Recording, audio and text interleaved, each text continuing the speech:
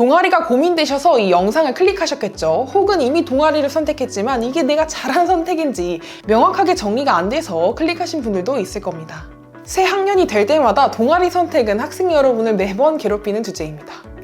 진로가 명확하다고 하더라도 그 많은 동아리 중에 어떤 게 나한테 가장 최적의 전략일지 모르겠는 학생들이 많을 거예요. 이런 학생들은 오늘 영상이 5분짜리 영상만 끝까지 보셔도 동아리 관련해서는 100% 고민이 해소되도록 제가 도와드리겠습니다. 그리고 내가 간절하게 바라는 동아리에 실제 합격까지 할 수 있도록 동아리 지원서 작성 꿀팁까지 알려드리겠습니다.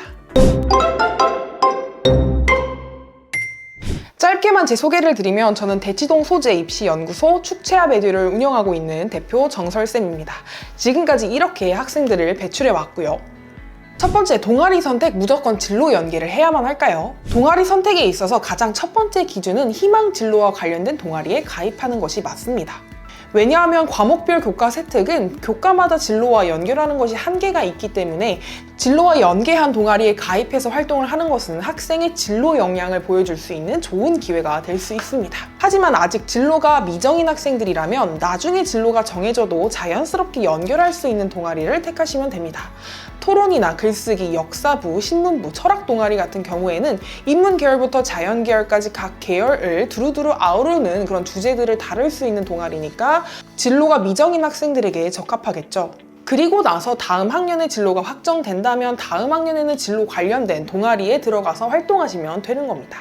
만약에 난 진로 희망은 있는데 진로 관련 동아리가 없어요 라고 말하는 학생들은 해당하는 계열에 맞는 전공은 아니어도 계열과 비슷한 동아리를 택하시면 됩니다.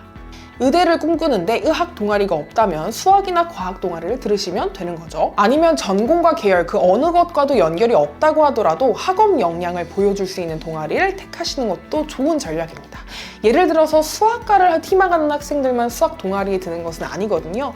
공학 계열, 상경 계열과 같은 수학적인 역량이 중요시 되시는 그런 학과들은 전부 수학 동아리에 가입하셔서 학업 역량을 보여주는 것도 추천을 드립니다. 다음 두 번째 챕터로 진로별 추천 동아리를 제가 딱 정해드리도록 하겠습니다. 동아리 선택을 진로와 연계하려는 경우에도 관련된 동아리가 너무 많아서 오히려 더 복잡하기도 합니다. 각각 계열마다 어떤 동아리가 적합한지 제가 딱 정해드릴 테니까 이 사진 꼭 참고하시기 바라겠습니다. 선생님, 저는 희망 진로랑 관련된 동아리가 너무 많아서 고민이에요.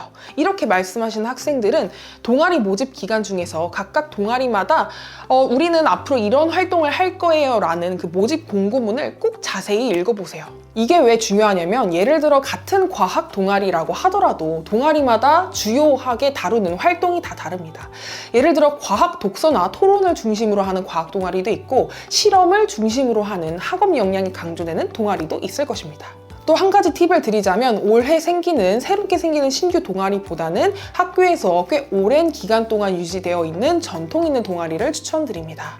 학교에서 전통적으로 인기 있는 동아리들은 사실 오랫동안 유지된 이유가 있고 체계가 있습니다. 그래서 진행되는 활동들이 훨씬 구체적이고 전문적인 경우가 많으니까 전통이 어느 정도는 있는 동아리를 추천드립니다. 언론이나 방송 분야를 꿈꾸는 학생들이 가장 많이 하는 질문 중에 하나가 꼭 방송부에 들어가야 할까요? 라는 질문인데요. 물론 타 동아리에 비해서는 방송부가 방송 기획, 촬영, 연출 이런 기회들이 많이 있기 때문에 방송부 활동을 하는 것이 좋긴 하지만 다른 동아리에 들어간다고 하더라도 그 동아리가 한 학년 동안 진행한 활동들을 영상으로 만들어 본다든지 방송 관련 활동은 진행할 수 있기 때문에 이런 방식도 추천드립니다. 마지막 세 번째 챕터로 희망 동아리 합격을 위한 준비에 꽂힌 지원서에 관련해서 얘기를 드리겠습니다. 여러분이 동아리 선택을 결정했다고 하더라도 그 동아리 지원자가 몰려서 떨어지게 된다면 너무 속상할 것 같습니다. 면접도 중요하겠지만 결국에는 면접도 지원서를 기반으로 보니까 지원서가 합격의 포인트라고 볼 수 있습니다. 과연 동아리 지원서는 어떻게 작성해야 합격할 수 있을까요? 지원서를 차별화하는 핵심 원칙을 제가 딱 5가지로 정리했습니다. 이 5가지만 지원서 작성하실 때 확인해 보시면 무조건 남들이랑은 다른 지원서가 될 겁니다. 첫 번째로 분량은 최대한 채우되 의미 없는 내용은 반드시 없어야 합니다. 의미 없이 글자 수만 늘리기 위한 것은 금물이고요. 경험과 목표를 구체적으로 작성해서 읽는 사람이 이 사람 우리 동아리에 꼭 필요한 사람이다 라는 생각이 들게 만들어야 합니다. 예를 들어서 저는 과학을 좋아하는 학생입니다가 아니라 중학교 때 환경오염과 관련된 실험을 기획하며 직접 데이터를 분석한 경험이 있습니다. 이 경험을 살려 땡땡 동아리에서 이 연구를 더 깊이 진행해보고 싶습니다. 두 번째, 지원 동기는 공식 같은 문장들이 아니고 개인적인 경험과 동아리의 특징을 연결해서 답변하세요. 단순히 진로와 연관이 있어서 지원했다라는 표현은 피해 주셔야 되고요. 동아리의 특징과 본인의 관심사를 연결해서 작성해야 합니다. 예를 들어볼게요. 저는 약학과에 가고 싶어서 과학실험 동아리에 지원했습니다. 남들과 다 똑같이 쓰는 이 표현은 피해 주시고요. 이 동아리에서 진행한 천연 화장품 실험 프로젝트를 보고 관심이 생겼습니다. 화장품 성분 연구를 통해 친환경적인 대안을 탐구하고 싶습니다. 이렇게 동아리의 활동과 나만의 관심을 섞은 답변을 하라는 것입니다. 세 번째로 내가 하고 싶은 활동은 기존 동아리 활동과 새로운 아이디어를 포함해서 답변하세요.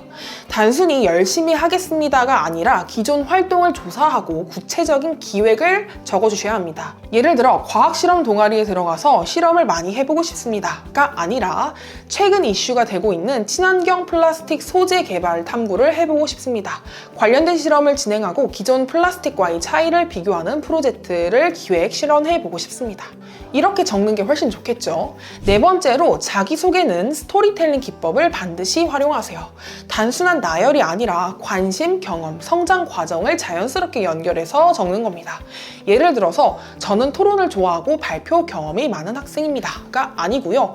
중학교 때 신문을 읽으면서 논리적인 글쓰기에 관심이 생겼고 이를 계기로 토론 동아리에 참여하며 논리적으로 의견을 전달하는 능력을 길렀습니다 라고 답변하시는 게 맞습니다. 마지막으로 다섯 번째입니다. 마지막 문장은 강한 인상을 남기도록 작성을 하셔야 합니다. 다른 친구들도 다 하는 일반적인 마무리가 아니라 나만의 포부와 기여할 부분을 강조하는 거죠. 예를 들어서 열심히 참여하겠습니다가 아니라 창의적인 아이디어를 활용하여 동아리 활동을 더욱 활발하게 이끌어가고 싶습니다. 꼭 합격해서 동아리의 땡땡 부분의 발전에 기여하겠습니다. 여기까지 5가지 원칙을 말씀드렸는데요. 이것까지만 아시면 조금 아쉽겠죠. 동아리 유형별로 어떤 역량과 어떤 경험을 강조해서 적으셔야 하는지까지 제가 알려드릴 건데요. 제가 동아리마다 강조해야 할 역량을 다 정리해서 카페에 올려두겠습니다. 요건 제 카페에 와서 한번 봐주세요. 여러분, 오늘 제가 말씀드린 내용 꼭 적용하셔서 원하시는 동아리 선택하시고 꼭 합격하시길 바라겠습니다. 입시는 대학 가는 지름길, 정설쌤이랑 함께 합시다. 감사합니다.